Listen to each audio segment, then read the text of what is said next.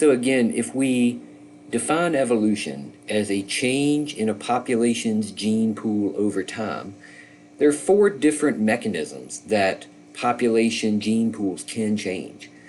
And we're going to spend a little time in this module investigating each of these four.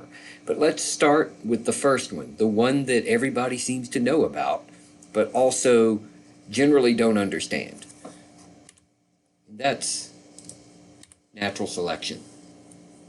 So in this short video, we're going to look at where the idea for natural selection came from.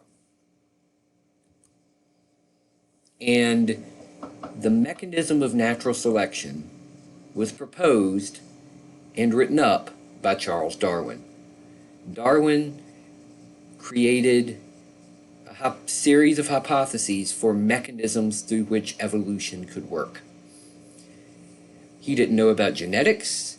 All he could do was use observations of organisms on his trip on the Beagle. So this outlines the trip he took on the Beagle. I'm not going to go into a lot of historical detail about it, but in short, he saw organisms from a lot of different perspectives, where they lived in their natural environments, the fossils that he was able to collect in some areas. And remember, fossils are one of our pieces of evidence for evolution.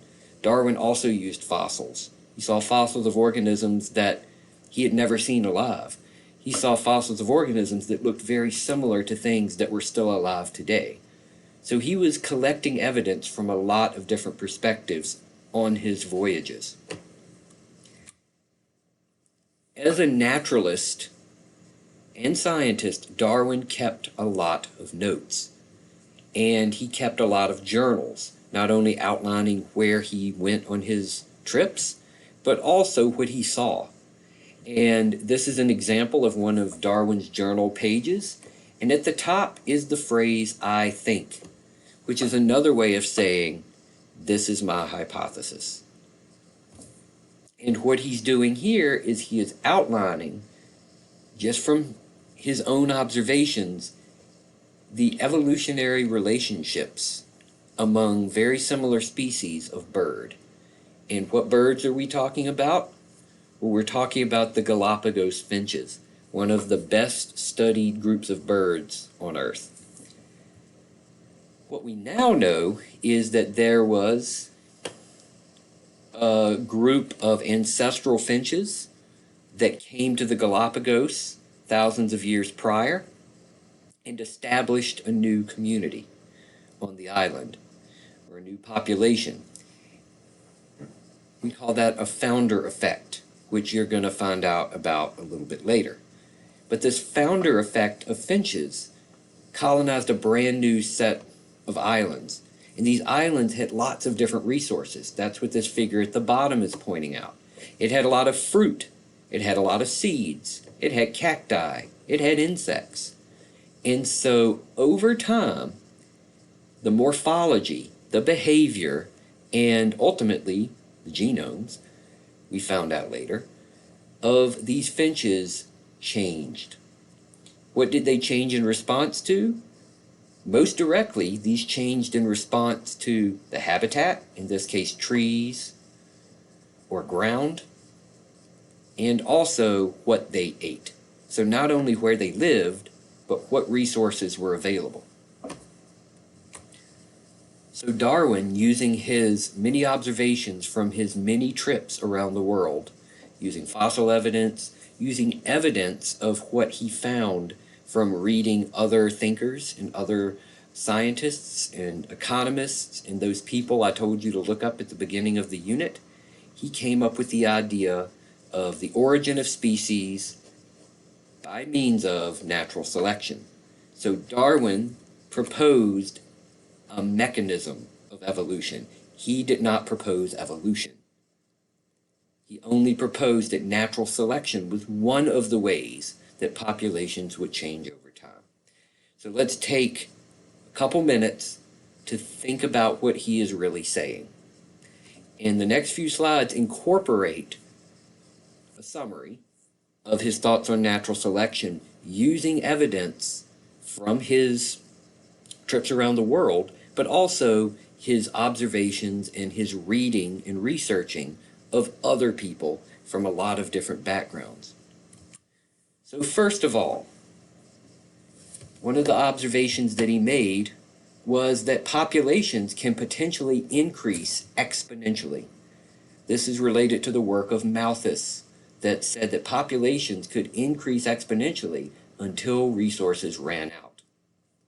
Which leads to observation number 2, where populations can become stable over time, especially as resources become limiting. So here we have evidence from sheep on an island, a well-studied population of sheep. Here in the early 1800s, sheep populations were being recorded. They were grown and used for human use, clearly. But sheep population increased exponentially. But then the population got too large and resources went away.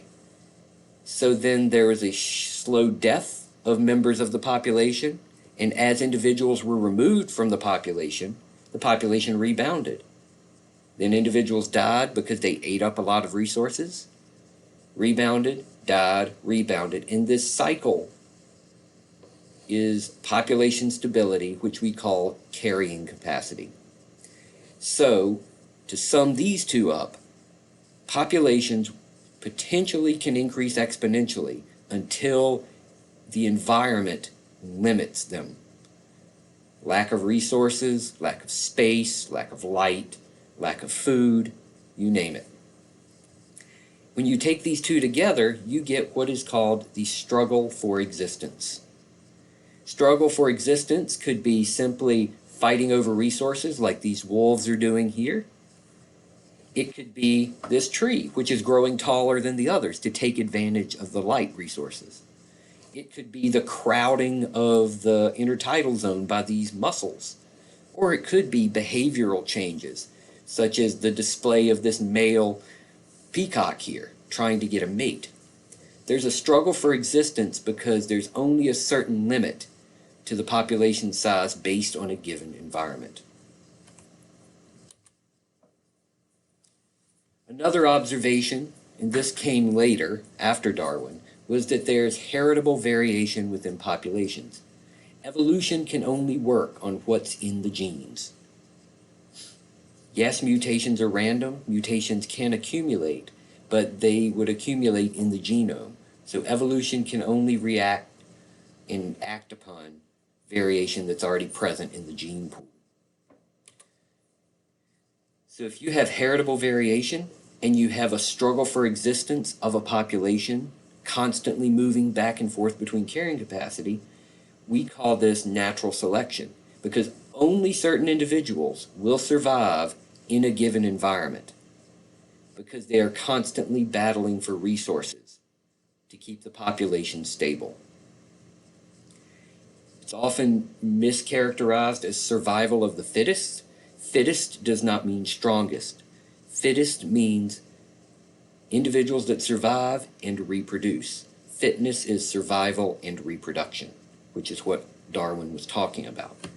So when Darwin's ideas of natural selection came about, it can kind of be summarized in 4 different ways. And I added a few more things here based on his natural history views.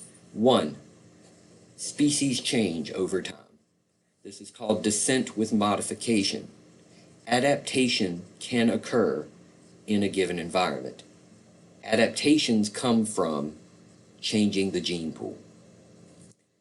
Number 2, related species are descended from a common ancestor. If you think about the Darwin finches, the diversity of Darwin finches came about from the founder population of Ecuadorian finches that landed on the Galapagos. 3, species become distinct through natural selection. Once individuals of a population cannot mate with each other anymore, new species are formed. We're not going to talk about speciation in this class, but we will for those of you who continue to Bio 2. And then 4, new species arrive geographically near their common ancestor. So again, natural selection is differential survival of individuals in a population. Those that can survive in a given environment, given the resources available, can reproduce. If you can survive and you can reproduce in an environment, then you are fit.